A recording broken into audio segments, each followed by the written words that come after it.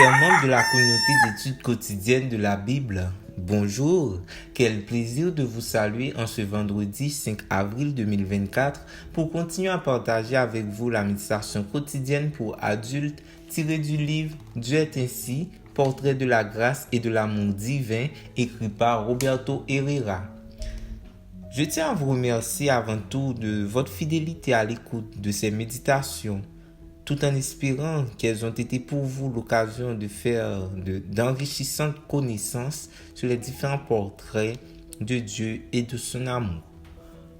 Celle d'aujourd'hui a pour titre « Roi des rois » et le texte de méditation se trouve dans Matthieu 6, verset 10. « Que ton règne vienne, que ta volonté soit faite. » Dans notre Père, plus que de nous donner des paroles à mémoriser et à répéter, le Christ nous donne des pistes pour connaître Dieu et pour que nous apprenions à avoir une relation avec lui.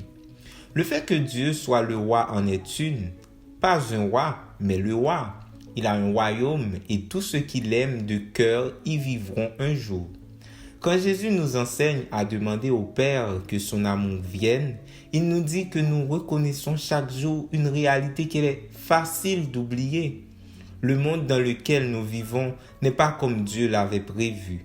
Quelque chose est arrivé et a tout changé, le péché. Invoquer le royaume de Dieu dans nos prières, c'est lui demander de nous enseigner et de nous aider à vivre ici et maintenant, de telle sorte que nous ayons à l'esprit la vie future. La clé d'un passage en ce monde, et qui est un sens, est de faire en sorte que nous semions pour récolter l'éternité. Que ton règne vienne est une manière de dire à Dieu que sa manière de gouverner nous satisfait, que nous croyons que c'est le meilleur moyen d'arriver au bonheur de toutes les créatures et d'être sûrs qu'avec lui nous serons heureux. En nous disant que Dieu est le roi, Jésus nous enseigne qu'il est souverain. Dieu ne se soumet à aucune loi, aucune personne ou institution. Il est sa propre autorité. Il est la loi. Il se suffit à lui-même parce que son autorité ne vient de personne d'autre. Ses décisions et ses actes sont toujours justes, corrects et sans appel. Il ne serait pas convenable de demander dans notre prière que vienne le royaume de Dieu si nous ne sommes pas disposés à dire aussi que ta volonté soit faite.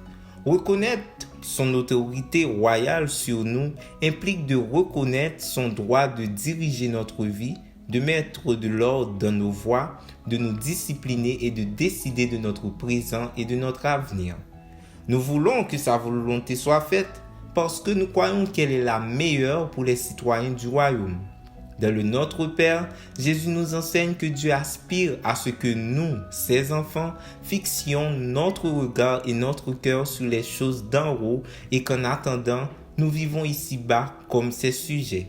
Nous devons vivre pour sa gloire, lui obéir avec joie et proclamer son amour et sa sagesse à tous les habitants de ce monde.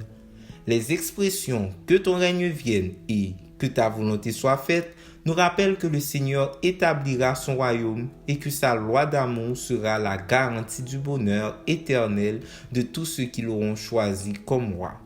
Merci d'avoir suivi cette méditation. Nous vous souhaitons de passer une très bonne journée.